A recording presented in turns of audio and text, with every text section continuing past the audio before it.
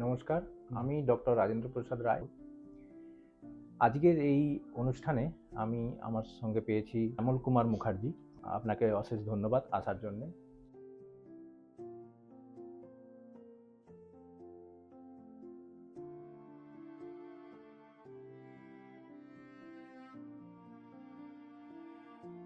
প্রথম আপনার কি সমস্যা দিয়ে শুরু হয়েছিল? আমার সমস্যা হচ্ছে ইউরিনের ফ্লোটা খুব কম হচ্ছে হুম, এবং বারে হতো হুম, এবং মনে হতো যে আরও হলে ভালো হয় আচ্ছা। এবং রাত্রিবেলার দিকে বেশি হতো আর এটা হচ্ছে ফ্লোটা কম লাগছে যেটা এবং হচ্ছে যে আরও বেশি হলে ভালো হয় এই হচ্ছে ব্যাপার। সেইটা আপনি একজন চিকিৎসকের কাছে গেলেন ন্যাচারালি প্রথম এবং চিকিৎসা গেলাম ইন দ্য ইয়ার অফ 2023 আচ্ছা। হাউস ফিজিশিয়ান আমাদের যিনি ছিলেন তিনি হুম, তাকে বললেন যে ওখানে যাও।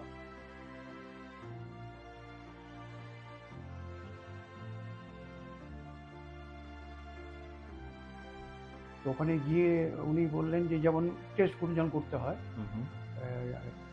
ওই যে ওরা যেটা আমাদের আল্ট্রাসোনোগ্রাফি, আল্ট্রাসোনোগ্রাফি বা পিএসএ টেস্ট। হ্যাঁ। পিএসএ টেস্ট, ইউরোফ্লোমেট্রি হুম, হুম।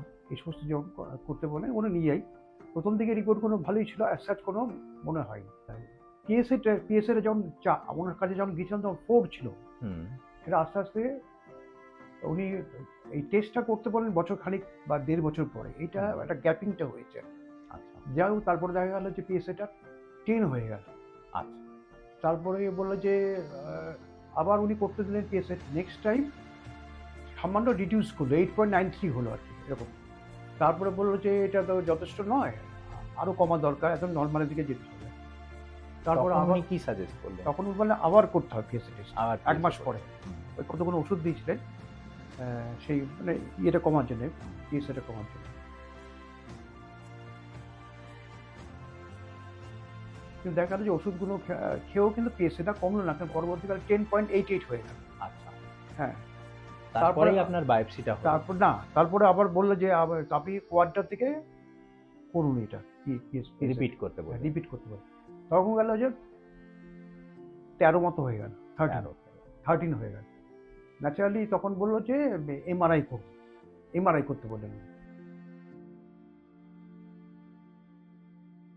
বায়োপসির কথা প্রথমে বলেনি, আচ্ছা। এমআরআই কথা বললেন। এমআরআই করে দেওয়া গেল যে এমআরআই এর যে রিপোর্টটা আপনি নিজেও দেখেছেন, এমআরআই হুম। রিপোর্টে আজ কিছু পাওয়া যায়নি এবং you are not satisfied with the report.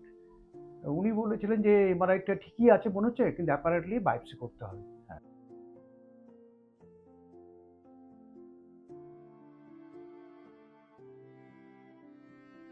কিন্তু আমরা একটু বায়োপসি নিয়ে একটু ভয় পেয়ে গেছিলাম এই কারণে, কাটাকুটির ব্যাপার আছে যেটা আমাদের হয় আর কি অজ্ঞতা থেকে কিছুটা। পরবর্তীকালে আমরা আমরা বললাম যে আমরা বায়োপসি না করে কিছু করা যায় কিনা। তো পেট স্ক্যানটা দেখে উনি বললেন যে রিপোর্টটা দেখে বললেন যে পসিবিলিটি অফ অ্যাডিনোকার্সিনোমা। হুম। তখন বললো যে আপনার তো মনে হচ্ছে সাসপেক্টেড ক্যান্সার। তারপরে তো আমরা একটুখানি কখন বায়োপসিটা করা হলো আপনার? হ্যাঁ, তারপরে আমরা একটা রেফারেন্সে ডাক্তার দিলীপ কর্মকারের কাছে গেলাম। দিলীপ কর্মকার বললেন যে আপনাকে বায়োপসি করতে হবে। বায়োপসি। তখন ক্যালকাটা হসপিটালে বায়োপসি করলাম।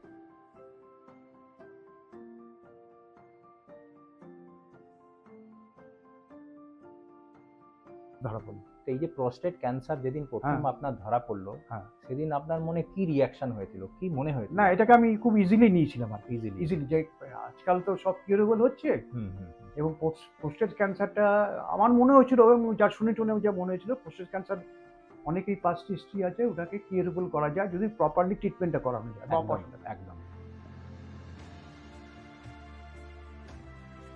যে আমরা বলেছিলাম কি যে অপশন আপনাকে দেওয়া হয়েছিল? আমাকে প্র্যাকটিক্যালি ডাক্তার কর্মকার বললেন যে দেখুন আমরা বলি যে আর কিছু ব্যবস্থা আছে করা যায়, মানে ইয়ে করে কেমোথেরাপি দিয়ে বা ট্যাবলেট দিয়ে বা ইয়ে দিয়ে। হুম, উনি বলেন যে না, এটা অপারেশন ছাড়া কিছু করা যাবে না।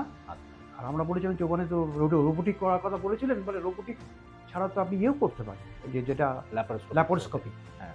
ল্যাপারোস্কোপি আর রোবোটিকে অ্যাজ সাচ কোনো পার্থক্য নেই। বললো যে ওখানে ওরা বলে আমরা রোবোটিক ছাড়া করি না। হুম। আমরা রোবোটিকে দিলাম, খুব এক্সপেন্সিভ ব্যাপারটা আছে কারণ আমাদের কোনো হেলথ স্কিম ছাড়া হবে না, হেলথ স্কিম হবে না ওটা বললাম। আচ্ছা।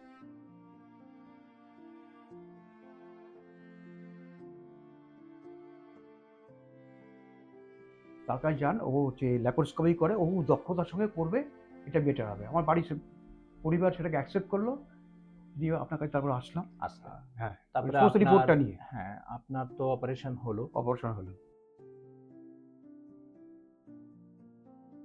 ফেস করলাম বলছি ইউরিনটা অসম্ভবভাবে, আপনি ডাইপার সাজেস্ট করলেন, হুম।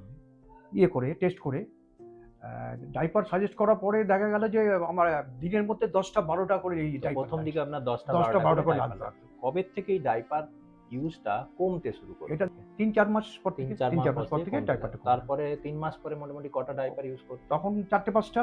4টে 5টা। এবং কবে থেকে আর একদমই ডাইপার ইউজ করতে হচ্ছে না? After 6 months are diaper use After করতাম। use করতে। তো এখন আপনি একদম এখন continue ডাইপার ইউজ করি না করেন একদমই। না? একমাত্র জাস্ট এক্সিডেন্সিভ ওর জন্য আমি নিয়ে বাইরে যে বেরোলে যদি যদি লিকেজ করেন। হয়, তো এখন লিকেজটা, আপনি আর হ্যাঁ, ইউরিন লিক এই প্রবলেমটা লিকেজটা হয় খুব না। সামান্য হলে হতে পারে যদি কোনো এক্সট্রা এই যে 6 এক্সাইটমেন্ট। মাস আপনার ইউরিন লিকটা যে প্রবলেম হ্যাঁ, করছিল, হ্যাঁ। এইটা কি খুব ডিফিকাল্ট হলো? আপনার কি খুব অসুবিধার না, মধ্যে আমাকে যে পড়লো? অস্বস্তি লাগছিল, ঠিক কথা। কতদিন অস্বস্তিটা লাগলো? অস্বস্তি ছমাসের লাগলো মধ্যে? যখন আমি কনফিডেন্ট ছিলাম যে আপনি যেটা বলেছেন যে সময় লাগবে এবং আস্তে আস্তে কমে যাবে।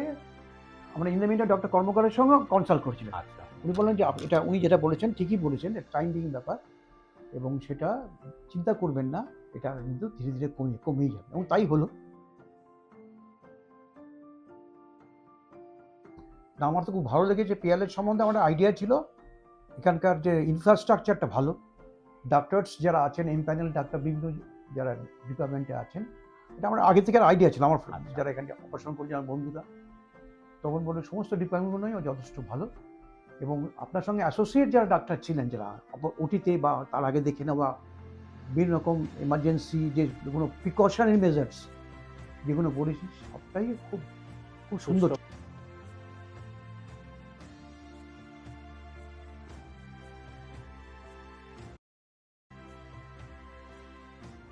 তার অভিজ্ঞতা তো আমি দেখলাম যে বিভিন্ন ধরনের অঙ্কোলজিস্ট যারা আছেন, বিভিন্ন ধরনের মানে খুব কঠিন মানে ডিফিকাল্ট সমস্ত যারা ক্যান্সার পেশেন্ট, ব্রেন ক্যান্সার থেকে আরম্ভ করে লাং ক্যান্সার থেকে আরম্ভ করে বিভিন্ন রকম আছে, আর আমার মতো আছে।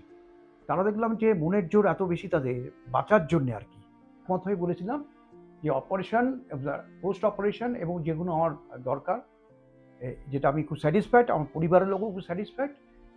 হয়তো রোবট অনেক মডার্ন, কিন্তু ল্যাপারোস্কোপি সিস্টেমটা আমার মনে হয় পাশাপাশি থাকা দরকার।